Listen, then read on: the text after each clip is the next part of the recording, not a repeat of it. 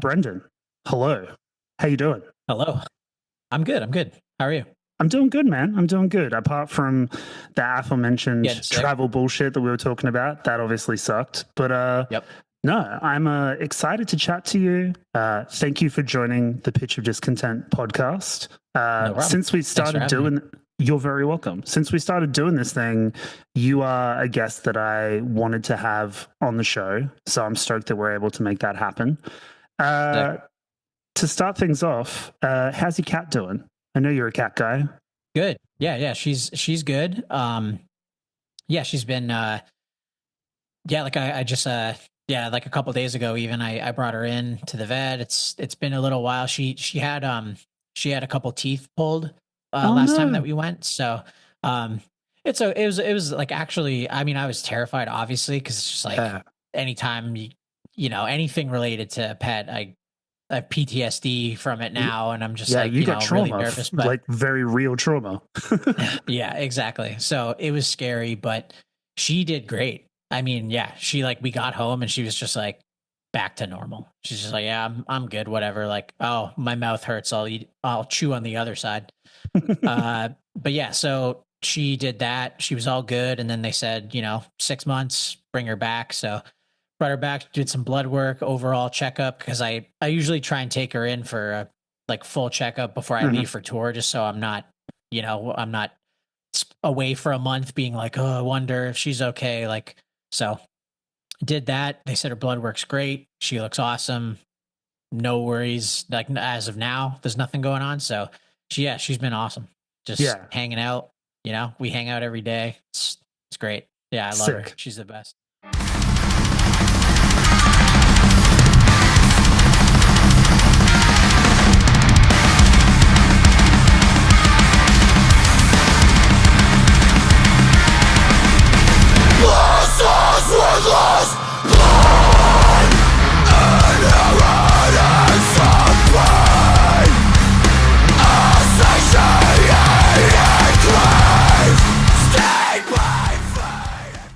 That's the fucking dream. I was talking to Janine before about our little dog Reese because Janine obviously has her dogs, and we obviously chat about our dogs because they're just the Yep. best companions. So I mean, like, is it hard for you to like do counterparts and do end and be on tour all the time? And I know that you probably just want to be home, like curling up with your best friend. Yeah, for sure. Yeah. And that's like, yeah, that's a, that was like a relatively new, you know, feeling for me. It was like when, cause I mean, like with my parents, like they got a dog, shortly around like, I think it was like 2009. It was when I graduated high school, we were recording our first like full length. Yeah, And he's still kicking. Like I mean, he's very that's old. crazy. But yeah, he's kicking. Um, and, but you know, he wasn't like my dog, right? Like he's like my parents' dog. Sure. Um, so when when I got Kuma and then it was over COVID, so I was just like, I was just with him 24 hours a day. Like, Yeah. and then my girlfriend at the time, like she was like an essential worker. So she was at work and like I wasn't. So it was just like, you know, I couldn't go do anything. So I was just like, okay, like I just hang out with him. I just hang with him. And then that's why, you know, that bond got so strong. And then when we started touring again, it was just like, shit, like, I don't know, like, I hate this. Like, I just want to go home and like see him. And so with like, you know, having Corey now, like the good thing is that, so my roommate, Adrian, he was in the band for a while, played Yeah. guitar. We live together. And so when I go on tour, he watches her. So, you know, at least I don't have to like take her somewhere, you know, leave her alone or something and have somebody come and Sure. give her food once a day. It's like nothing, you know, nothing changes about her life. Just I'm gone for a couple weeks. Yeah. But, you know, and yeah, I mean, I feel bad when I do go. I'm always like, shit. Like, especially with her, because when I come home, she like I can tell she missed me. Like she starts freaking out, headbutting me and rolling around. And it's like, okay. It's like, yeah, okay, you missed me. Kuma would be miserable. He would just not look at me for like a week when I got back. So Oh, very different with Corey, um, but yeah, it's it's tough for sure, but you know, it's a lot easier because she is healthier, you know, and she doesn't have as many like issues and stuff. So it's like I don't have to worry about like, oh, if I go on tour, you know, like I only have like a limited time with her. You know what I mean? It's like Totally. I don't know, you know, I'm not constantly worrying like, okay, like I leave this month, like is this going to be the month that he dies? Like I don't have to worry about that with her. So that part's nice. But yeah, for sure, like definitely miss her. Like if I could bring her, I would, but She'd I be don't so know. That would stressed. She'd fucking hate yeah, it. wouldn't be fair for sure. But yeah, No, I that's do miss her a lot, definitely.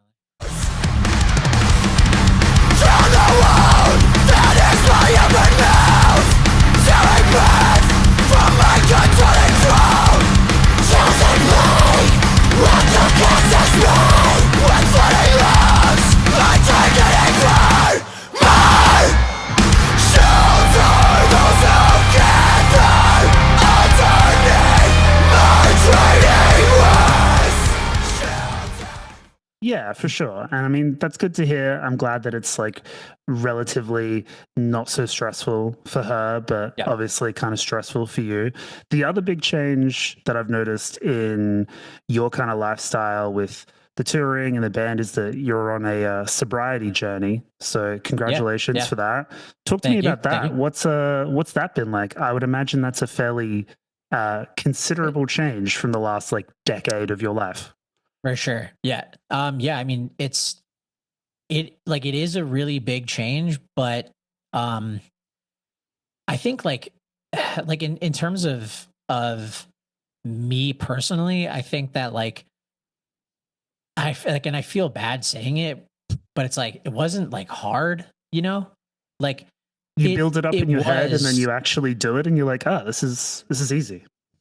yeah, yeah, and like yeah, so my whole thing was like you know, I got really into drinking like over COVID because it was like, Mhm. all right, well, what do I do? You know, like Yeah, I have nothing to do. So it was just like, okay, like ordering groceries and being like, oh yeah, there's like a wine like store in the grocery store. And I'm just like, get a box. And then it was like, that would last me like a week or so. And then it was like, mm, okay, like, oh yeah, like now I'm getting like two a week. And then it was like, all right.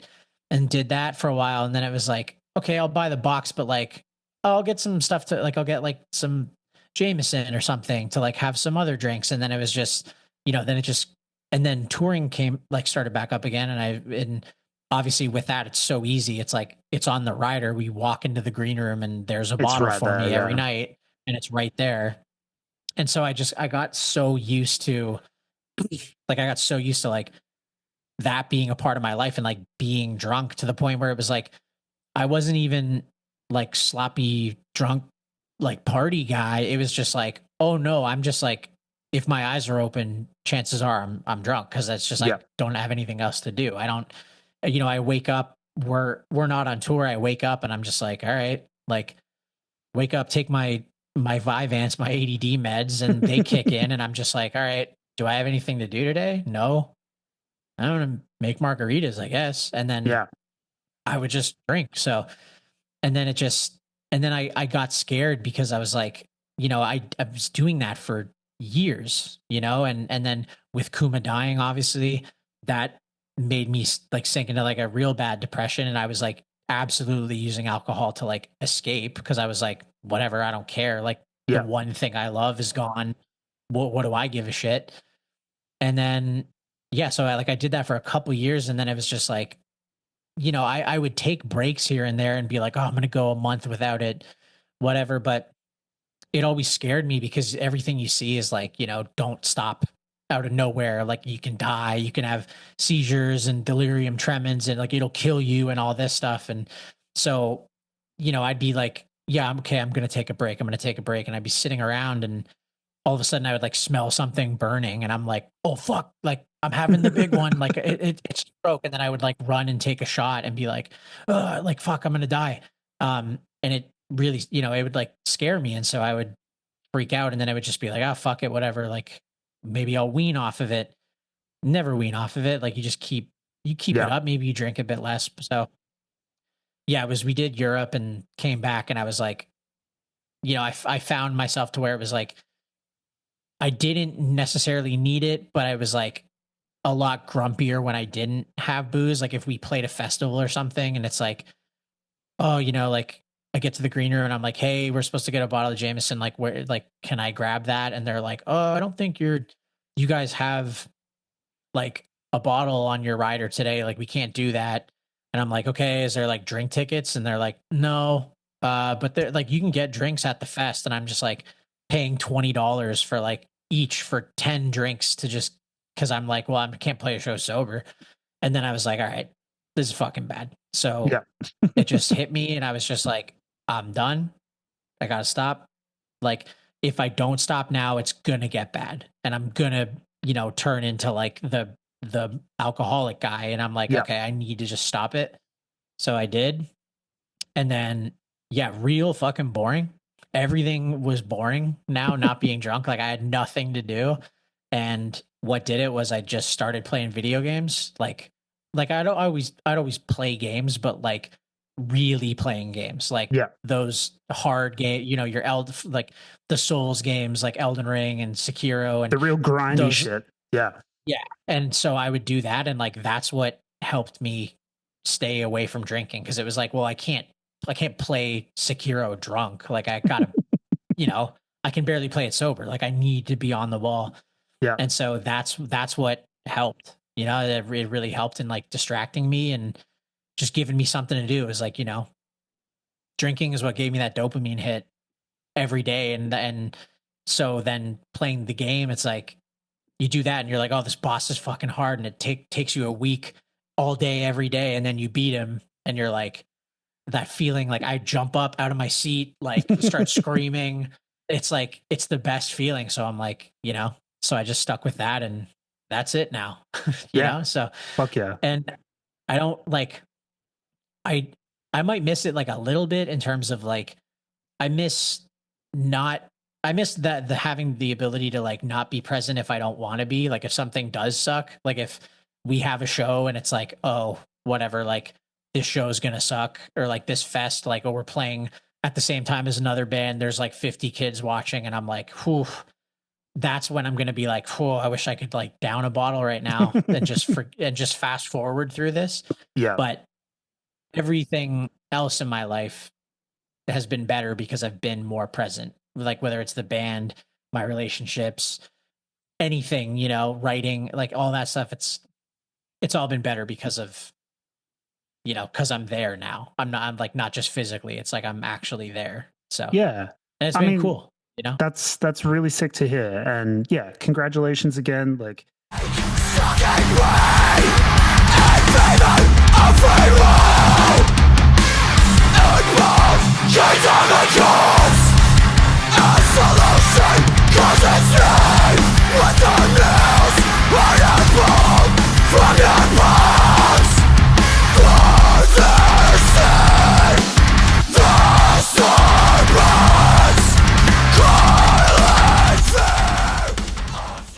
it's one of those things like growing older and just realizing that your life will be structured in different ways based on different conditions is something that is like weird to kind of like live through. Yep. And then you recognize that pattern in other people and you do get genuinely stoked for people to kind of like make those big changes. So yeah, for sure. I mean that wholeheartedly. Congratulations. Yeah. Thank you. Let's talk about this idea of presence that you mentioned just before, specifically with the writing of the band's most recent release, Heaven Let Them Die. Yep. Crazy EP that dropped at the end of last year. Congratulations on that. Thank you. You're very welcome. There's a part in the press write-up for that release where you're quoted as saying that the material on that release is the most authentic representation of the band to date. Yep. I wanted to know if you could dig into that a little bit for me. Like, yeah, how do you think it's the most authentic, and kind of what delineates that release from some previous releases from the band? So for me, I think that And yeah, I feel like I feel like people have kind of asked this a lot, and I'm like, I should have probably worded it in a different way. You Because made it I difficult for feel yourself. like, yeah, right. It's like I feel like people are taking it being like, oh, so like the last like stuff that you put out, like everything else that you put out, like isn't authentic, and it's not like, and it's like, oh, what did like somebody make you do those songs? And it's like, Right. no, what I meant by that was for us, like especially for me, I was always just like, okay, let me know when the music's done. I'll just write the lyrics to it. And I Yeah. didn't care. And it was just like, okay, cool. And like, I wouldn't even be in the room. I'm just like, oh, well, I got 2 weeks before I have to start writing. So like, I'm going to take the bus from Will's and go to New York City and go have fun and do whatever. Uh, and for this one, it was just like, I was more present, and I was like there, Mm. and it's sort of, and everybody was. In the past, it would be like, Jesse writes some demos, and it's like, okay, here, maybe the other guys have some, but it's like, yep, here's the songs, there you go, whatever. And it is what it is. And for this one, it was like, we went into it, and every, not that everybody's opinion didn't matter before, but it was like everyone's opinion had way more weight than it did in the Mm. past. And I think that that's a lot of that's just from us. It's like we're the four piece, and it's like it's us, and it's like that's kind of why like we don't want a bassist. You know what I mean? It's like, fuck it, like do the computer, because like not only do we all make way more money because of that, like, Yeah. but it's also like we have a thing, like we have our thing, like the four of us. It's like that's counterparts. Like, uh, who there's so many people that we could get to be, to play in the band, and it's like I don't want them. Like I don't care. It's Yeah. like it's the four of us. So when we went into the studio to do this one, it was like that's how it felt. Like it felt, and everybody was really excited. And like I said, I didn't have to be in that room. I could have been in the hot tub or Will's pool. Like I could have been doing anything. And I'm like, no, like I want to be here. I want to be in the room while they're writing.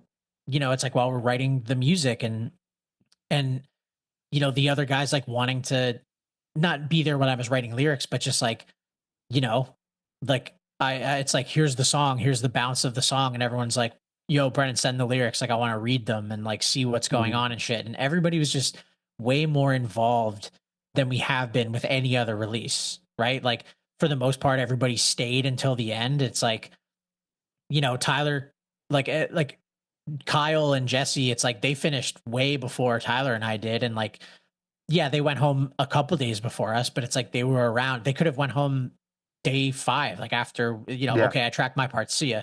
But we were all just together, and it was a very collaborative and like special thing, which I don't think we've had in a long time, probably since like Hell and Home. So it was, yeah, that's what I mean by authentic. And it was just like we didn't give a shit. Like we were just, we're sitting there, and we're like, what do we want to do? Like, you want to just go heavy? You want to go like way heavier, try that out, see how that goes? And everyone's like, yup.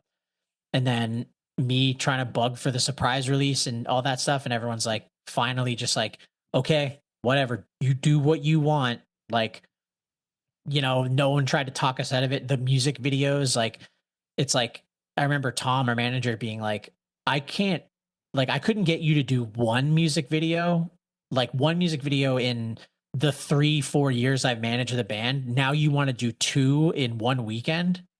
Like, what happened? And I'm like, everybody's on the ball. Like the merch stuff, like it's like everything's going through me the way it used to be with Trey and stuff. It's like, not that our merch has sucked since then, but it's like every aspect of the band now, it's like it has to run through all of us and get the thumbs up from all of us, or we just don't do it. And I think that that's what makes it. It's like, this is real shit. This is 100% what we want to do.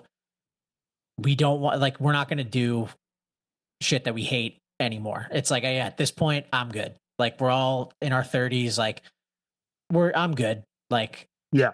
it's, if it, maybe it'd be different if it was album 2, and it's like, well, you can you can just suck shit and you're going to be a millionaire. Like maybe we consider it, but on record like 7 or 8, it's like this is us. Like we just got to be us, Yeah. and then that's enough. That's good enough.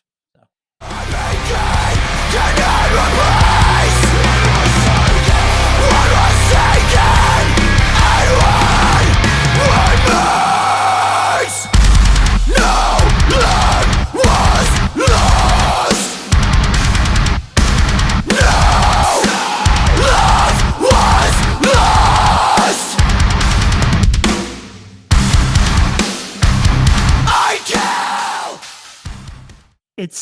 It's been interesting to watch the progression of the band because like I've been a fan since Prophets. You know, I've watched Counterparts evolve and change over like 15 years, and it's been super crazy to watch the fan response to the most recent material. Like Eulogy was such a strong record for the band and such a deeply personal one for you. And I think that, not to say that previous releases were inauthentic, like you mentioned, like I feel like you've always been a very honest lyricist and a very kind of raw person when it comes to fronting the band. But that record in particular resonated with a lot of people in a very real way. So when it came to writing lyrics for Heaven Let Them Die, I know that there is a sense of kind of continued narrative and you kind of reckoning with the material on the previous record and how that's changed you as a person, right? So like, how did you approach that? And was that something that you talked through with your bandmates, or was that just something that was in your head with this idea of presence and focus that we've been talking about?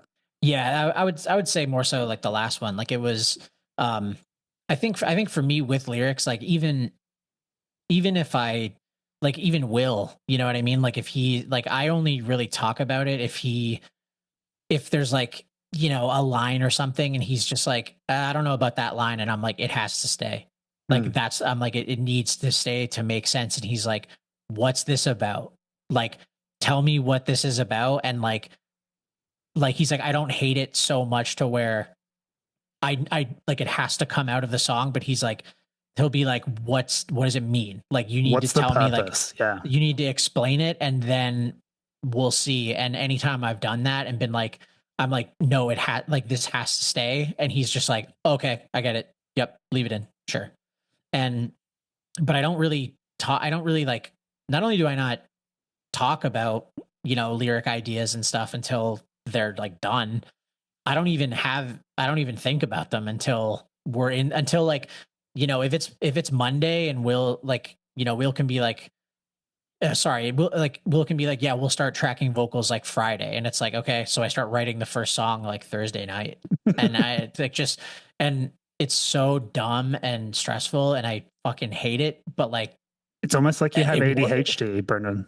It like exactly and it's like it works and then I don't overthink and I can just get it done and I think like that's my process and I don't think that's going to change. So with this EP it was very much the same and like at that point it's like I'm in a better spot mentally and everything and it's like I always make the joke being like yeah if I'm ever like not depressed or I'm like happy finally, like we're done, like we got to break up, But I think that it's always going to be a thing. And it's like and what I've been doing pretty much since Hell and Home is like just sort of tying the records together and finding a way to be like, like when I'm writing a new material, it's like, how did I get here? How did I get to like Heaven Let Them Die from a eulogy for those still here? And a lot like sometimes it's like it's really hard. I think for me, luckily, it's like all right. I kind of set myself up for that one because with eulogy, it was just like all right. I'm writing about all these things that I know are going to go away, and I know they're not going to be here forever. And then with Heaven Let Them Die being like, yeah, like looking back and being like, are any of those things still around? Like, couple, but for the most part, yeah. And it's, and sort of just being like, that's it in itself. It's like, okay, so it's been 2 years since then. all of those things that I was saying goodbye to before they're gone are gone. Where does that leave me? How do I, how do I like get that line between like both records and connect them? And really, it's like when I do that, I just have to say what happened. Like I don't have to sort of think in my head and be like, how can I connect these things? It's like, well, no, that just makes sense, right? It's like, Whispers of Your Death to No Lamb Was Lost. It's like, yeah, that's Yeah. I didn't have to make anything up. I'm just saying, like, I didn't have to think about it. It's just like, no, that's what happened. You know what I mean? So yeah, yeah, I've always done that, but I think yeah, like I said, I just set it up a little bit better because this it doesn't feel like, oh, okay, well, here's what's happened since then. It's like, okay, I was predicting this thing and they all came true, and how did that change me? And I think that having that is like, that's what makes it cooler, because it's not a new story and it's not like, okay, that chapter's done, here's a new one. It's like, it's the same chapter. You know what I mean? It's all kind of connected.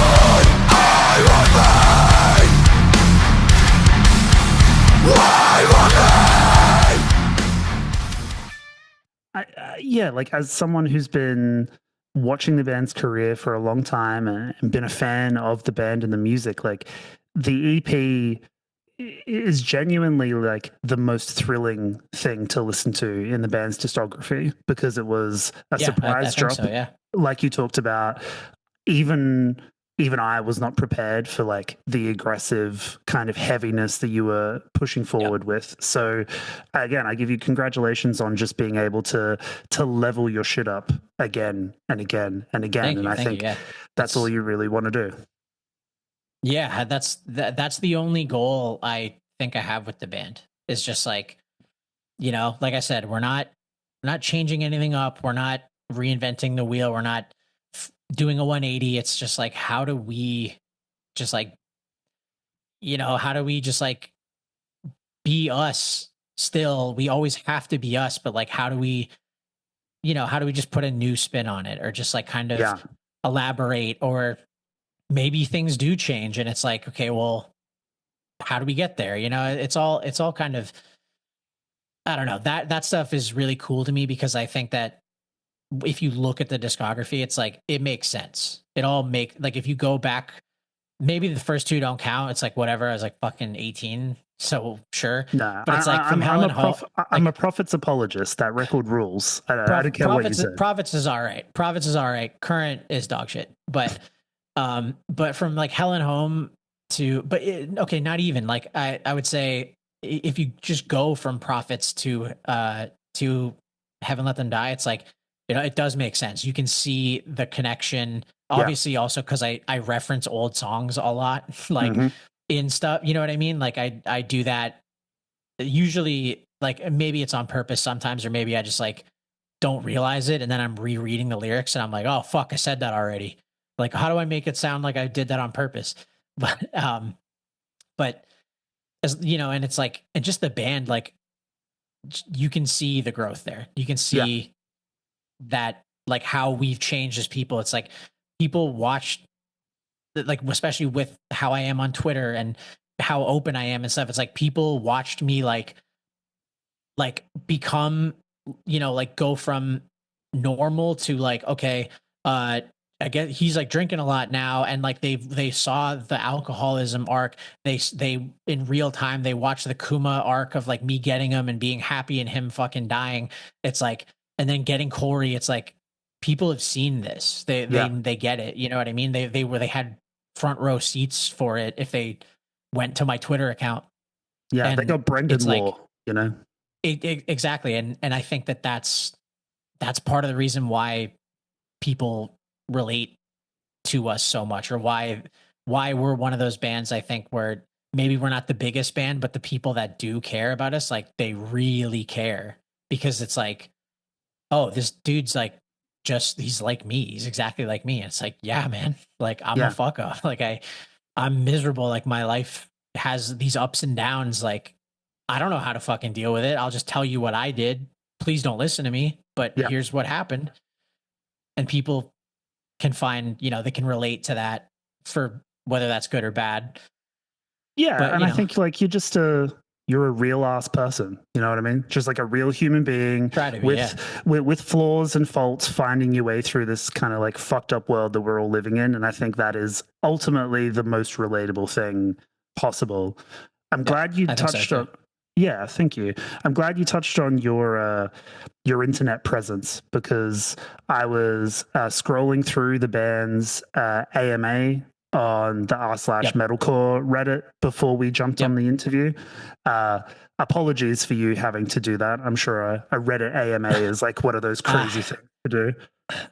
It's I mean, it's fun until you've like seen the same question like 7 times. Then I'm just like, fuck, why did I do this? And like, I remember when because we all did it together. Like we were on a Discord call, like answering questions. And then when we hung up, I was like, all right, like, guess we don't have to do one of those for a couple years. And then I was like, whew. Yeah, but but it's okay. Like when the questions are funny and sick, it's like, all right, this rocks. Or even if they're just set up in a way where we can be funny with how we answer it, I'm like, so sick. But then you get to like, Indonesia's waiting for you, number 17, and I'm just like, fuck, okay. Like I just stop answering them because I'm like, I get it, I saw it. Yeah. I mean, there was definitely some funny stuff in there, but I wanted to ask you, like, as someone who has, I would say, a unique relationship with your fans, like you have this kind of pseudo antagonistic relationship where you can kind of like give them lots of shit and talk about how much they suck, while also kind of knowing they're like, no, I do care and I do give a shit, but this is my way of giving a shit. Absolutely. What was the dumbest question that you had to respond to in that AMA? What was the one that you were like, of course they'd fucking ask this, but here we go? I mean, fuck, there was a couple. I mean, obviously the one where it's like, I think somebody asked, they're like, oh, like I missed there was like parts to it. I don't want to like put them on blast, but it was fucked. It was like, someone was just like, oh, there's like, I'm really missing like there's the melody off the new EP. Like there's no melody. And I'm like, wrong. There's one. Wrong. And then it's like, oh, like, was that really all Blake? And it's like, we had that melody before Blake joined and have it now. So I don't think it was Blake. And then they're like, also, are you going to have a second guitarist on this tour? And I'm like, we've always had a second guitarist. We don't have a bassist. It was like 3 parts. And I'm like, God damn it. I bet you I know what fucking continent you are from.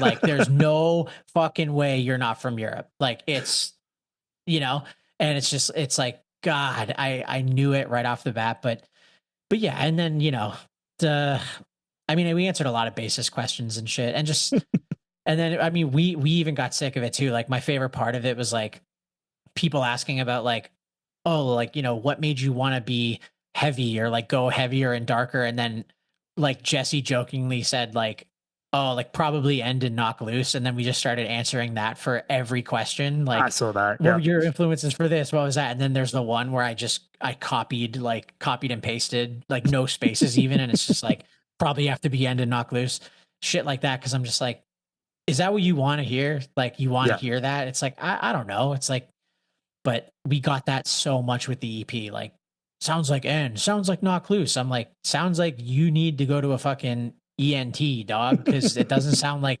yeah, one part sounds like End. It's the verse part in No Lamb kind of sounds like Pariah. That was an accident, but also I'm in both bands, so fuck it, it's fine. Of course they're going to sound the same. Yeah. It's one guy yelling. It's like, yeah, it's going to sound similar. But yeah, that was pretty much it. The rest of them were pretty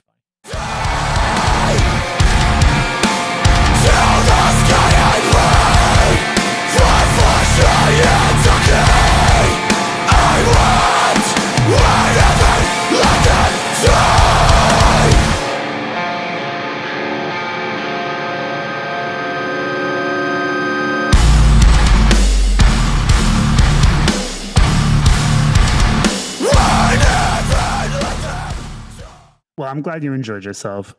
Speaking of end, there's one thing that I wanted to talk to you about because I know you're a Misery Signals guy, and I'm very much a Yep. Misery Signals guy. I named this podcast after a lyric from I was gonna Malice. say. So, Yep. like, you know, Yep. I was incredibly bummed to miss their farewell tour. I didn't have the money or the capability to go over, so like that's gonna Yep. kill me for a long time. But you played some of those shows with End.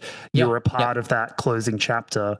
What was that like for you? Because I know they're a huge influence on you as an artist and on Counterparts as a band. So what was Yep. that like? I think it's like, I mean, I think that the like that sort of like shock factor, like it's not necessarily a thing anymore. Probably just because like, it was for us in 2014 when we did the 10-year Malice tour. That was Yep. just like, whoa, like holy shit. But then since then and now it's like we just played with them a bunch. Like I've played with them a bunch. It's like, yeah, they're just kind of like my friends now. You know what I Yeah. mean? So it's like that kind of goes away. But it was really cool to be a part of, yeah, like you said, the last chapter of this band, and just sort of being like, you know, that in a way, it's it's like kind of similar to what we're saying with albums, where it's just like there's that line there. You know what I mean? Like you can Yeah. see that, and it makes sense. And it's like you go, like you look at some of the last shows, and it's like there is that line where it's like, okay, are End and Misery Signals related? And it's like, okay, like Greg was in Misery Signals for a bit. I Yep. love Misery Signals, like huge inspiration on me. And it's like, and it's just, yeah, it was really cool to be a part of it, and even just like seeing it too, because I feel like, early, or like not early, I guess early, yeah, like early to mid 2000s, it was like Misery Signals were huge, and like their Mm. shows were massive. And I remember them playing Hamilton, and it was always slammed. And then I think, obviously they stopped for a bit, and then they came back, and it was like, like maybe not as big as it once was, but it's still the same guys, and it's like the same.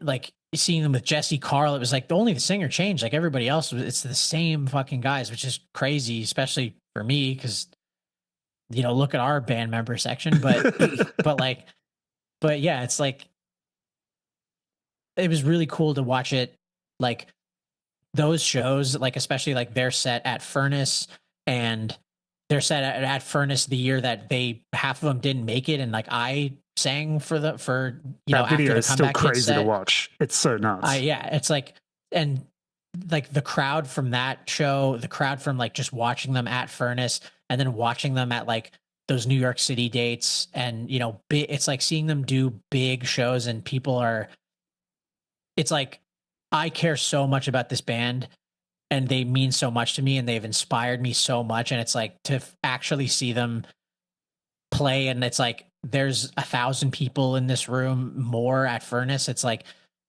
yeah, this is what they deserve. Like all these people that are watching, like they mean as much to them as they mean to me. And it's like, yeah, I hope that when they looked out into the crowd, they're like, fuck yeah, like this was worth it. It was absolutely, because it is, like being a band for that long, and coming back and doing the final tour and shit. And it's like probably some of the biggest shows they've ever played. And it's just like, Yeah.